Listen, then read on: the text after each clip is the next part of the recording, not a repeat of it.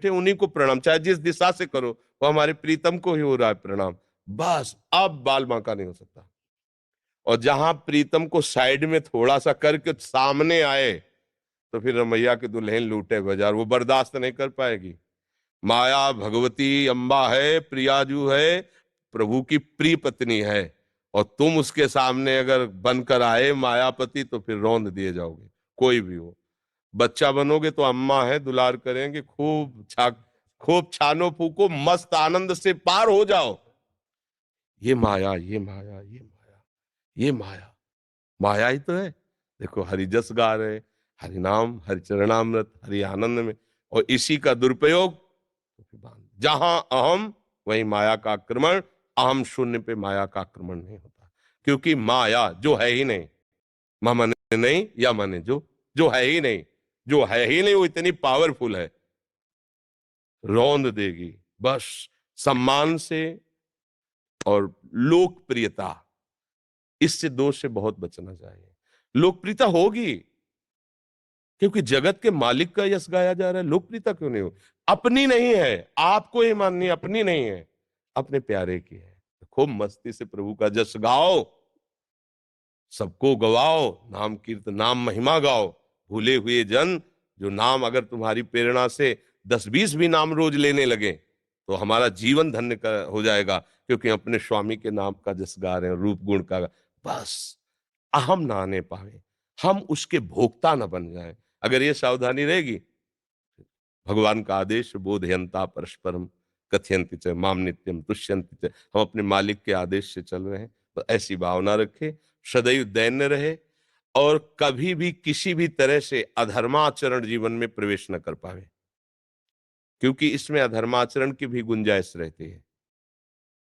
जब बहुत यश, बहुत सम्मान होता है, तो हमारा मन हर्षित होता है, आनंदित नहीं होता, हर्षित होता है। हर्षित मन में विकार की संभावना होती है, और जब उदासीन मन होता है तो प्रसन्नता की तरफ बढ़ता है। ब्रह्मभूता प्रसन्नात्मा, हर्ष एक द्वंद है जो शोक प्रकट करता है, लेकिन प्रसन्नता यह अखंड है। ब्रह्मभूता प्रसन्नात्मा न सोचते न कांक्षते समा सर्वेषु भूतेषु मद भक्तिम लभते पराम। जो भगवत चर्चा करने वाला अपनी प्रियता को देखकर, अपने सम्मान को देखकर, अपने लाभ को देखकर हर्षित हो जाता है, उसके मन में विषय स्फुरणा जोर कसती है, और वो गिर जाता है।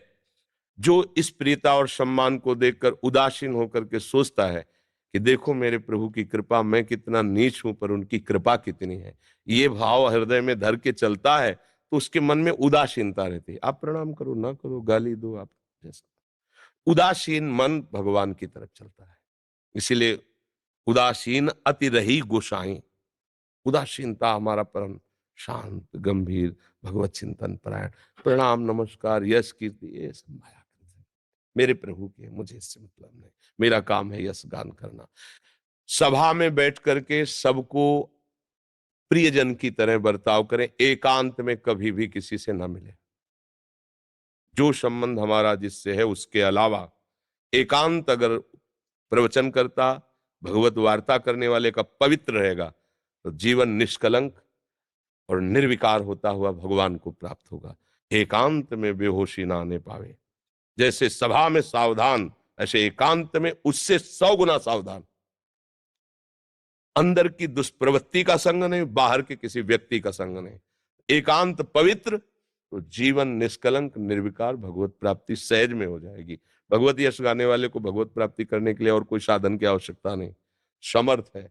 महामोह का भंजन करके भगवत चरणारविंद में प्रीत पैदा करना, ये भगवत यश का प्रभाव होता है।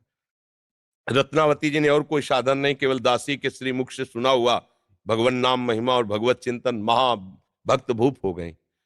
मथुरा की ब्राह्मणियों का कोई साधन नहीं, केवल मालिनी वृंदावन की जाके भगवत यश गाती, उसी के प्रभाव से भगवत साक्षात्कार किया। केवल भगवत यश गायन श्रवण मात्र से भगवत प्राप्ति निश्चित। बस बात इतनी सावधानी, मन उदासीन रहना चाहिए, बाहर से व्यवहार एकदम सरल सहज होना चाहिए, एकांत परम पवित्र, जीवन धन्य हो जाएगा। इस सखी को चुनरी श्री जी की एक उड़ा दीजिए।